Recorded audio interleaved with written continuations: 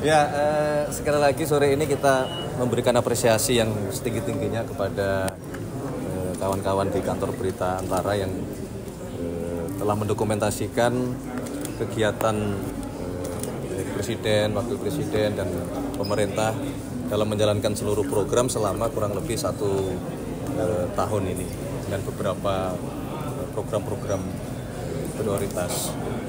Tetapi juga tadi kami menitip pesan tentunya selain foto, kemudian juga perlu ditambahkan beberapa hal penjelasan terhadap foto-foto tersebut karena seperti yang disampaikan oleh Pak Menkes banyak cerita di balik foto yang itu secara filosofis, secara substantif itulah yang menjadi tujuan besar kita sebagai sebuah bangsa, bagaimana kita mencapai swasembada pangan, bagaimana kita akan mencapai swasembada energi, bagaimana kita menangani kesehatan seluruh masyarakat kita, bagaimana kita mempersiapkan sumber daya manusia kita, adik-adik kita untuk masa depan menyongsong Indonesia emas dengan program makan bergizi gratis dan sebagainya ya.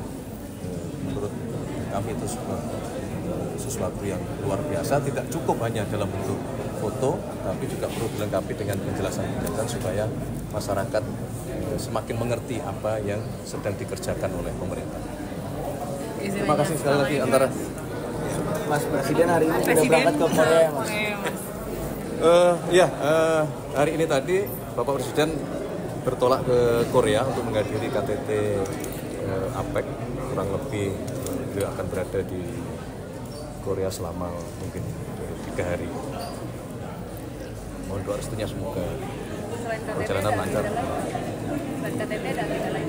Tidak, hanya menghadiri KTT. Mas, kemarin Pak Kapolri bilang mau menyusun RUU narkotika ya Mas untuk menindak yang narkoba ada di vape. Itu memang udah ada pembahasan belum sih Mas? Iya, jadi memang berkali-kali sejak awal sebagaimana disampaikan oleh Bapak Presiden bahwa salah satu program yang kemudian juga dituangkan di Astagita adalah mengenai pemberantasan masalah narkoba gitu. Kita semua tahu bahwa narkoba salah satu ancaman yang sedemikian berat yang hari ini sudah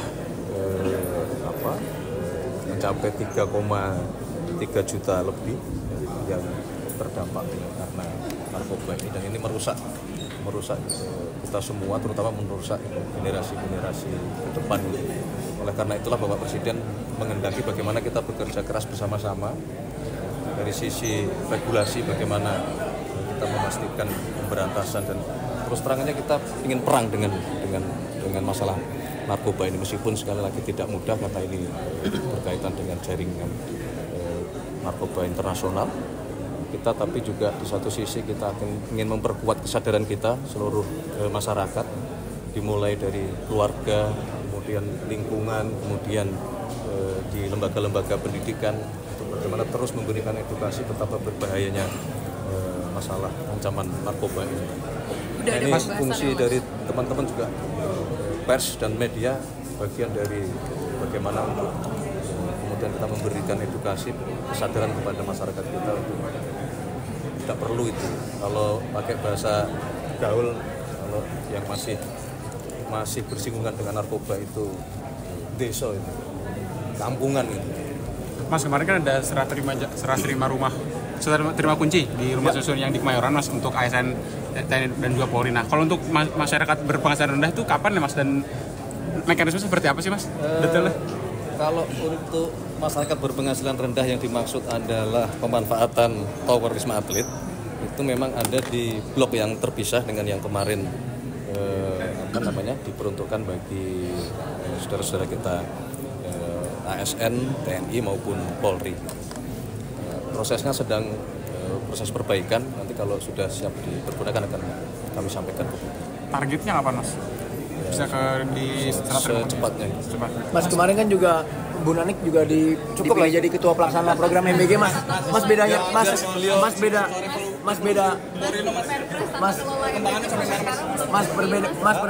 perbedaan ketua pelaksana program MBG sama kepala BGN itu apa sih Mas sebenarnya Mas?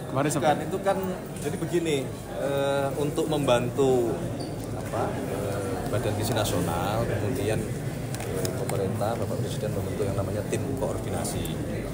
Nah, jadi kalau pertanyaannya tentang ketua harian, itu hanya ketua harian untuk di tim koordinasinya saja, bukan di BGN-nya, tapi di tim koordinasinya. Tim koordinasi inilah yang kemudian secara lintas sektor, lintas kementerian diharapkan bisa memperkuat tata kelola pelaksanaan MBG. Mas, berarti yang megang program ini tetap kepala BGN, pelaksanaan segala macam. Mas, iya. Progres mobil nasional bagaimana, Mas? Hah? Progres mobil nasional. Sabar dulu, nanti ada waktunya, nanti ada biar ada kejutan lagi. Aitus itu betul nggak, Mas? Komite Reformasi Polri, Mas. Tunggu, tinggal Kenapa belum? diumumkan saja, tinggal menunggu waktunya. Tunggu nanti kita Kalau nama pahlawan, sampaikan. Mas?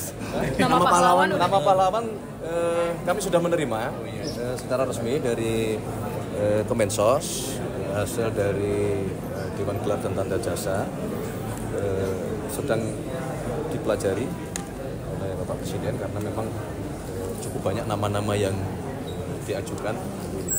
Mohon waktu. Jadi, kalau sudah waktunya dan Bapak Presiden sudah mengambil keputusan, nanti akan diumumkan. Kalau nama Pak Soeharto apakah akan jadi lolos pahlawan? Termasuk yang diusulkan. Akan ada berapa Mas yang akan dipilih nanti?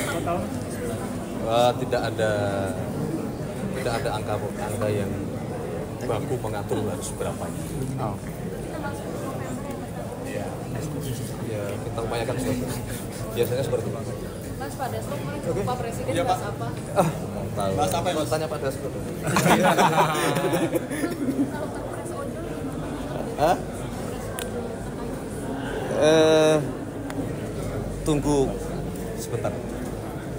Mas, soal bus dong, apakah itu menjadi beban yang berat? Hah? Apakah benar itu? Sebagaimana pernah saya sampaikan juga kemarin di dalam ratas juga itu bagian dari salah satu yang dibicarakan. Pemerintah sedang mencari skema yang terbaik, termasuk perhitungan angkanya, termasuk kemungkinan untuk kita bisa meminta kelonggaran dari sisi waktu pembayaran. Kemarin Pak Erlangga bilang mau dibahas itu sama Presiden itu kapan? Ya, kemarin dibahas, kemudian Pak Erlangga, Menko Econ, Menteri Keuangan, kemudian CEO Danantara diminta untuk, sebagaimana tadi yang saya sampaikan, menghitung lagi detailnya, kemudian opsi-opsi untuk meminta misalnya perpanjangan masa pinjaman, bagian nanti dari skenario skema yang terbaik.